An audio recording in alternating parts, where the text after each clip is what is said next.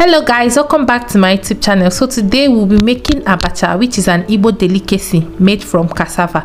We'll be using the frying method, which is way more easier and delicious. If you don't like abacha agwarawa or you find it more difficult, try this method. It is very easy and delicious as well.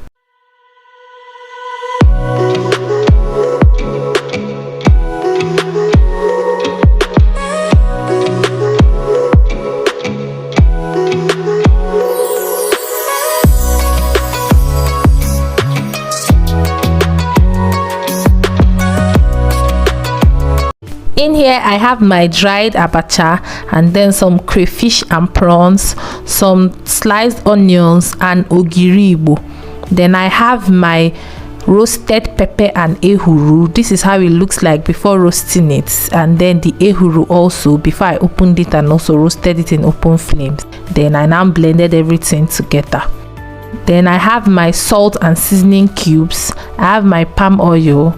Then with very cold water, this is just regular tap water, I'll be soaking my abacha. I'll soak it properly to cover it. I'll be soaking it for like 5 minutes. I don't want to, some people soak with hot water, but it might give you very soggy abacha, so I prefer the cold water method.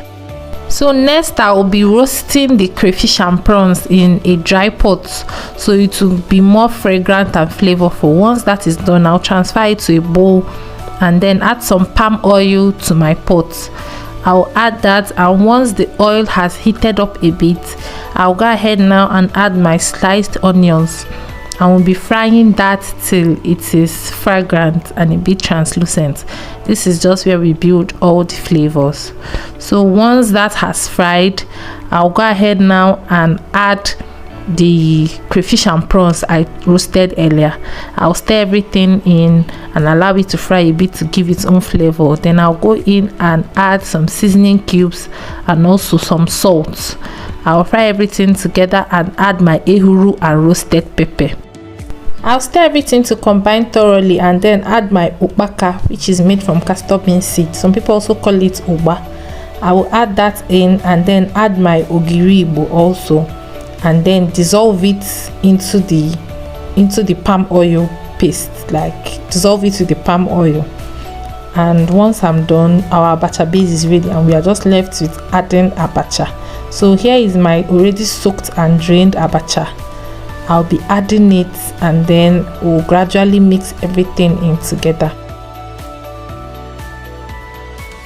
Notice that with all the mixing and stirring in, my abacha is still one. It is not clumping up together.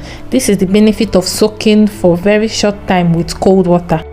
So once I'm done, I'll be dishing my abacha into a plate now, and that is it, looking so delicious and yummy. This was so good. Then I'll be adding some onion rings and then some garden egg, we call it Anyara.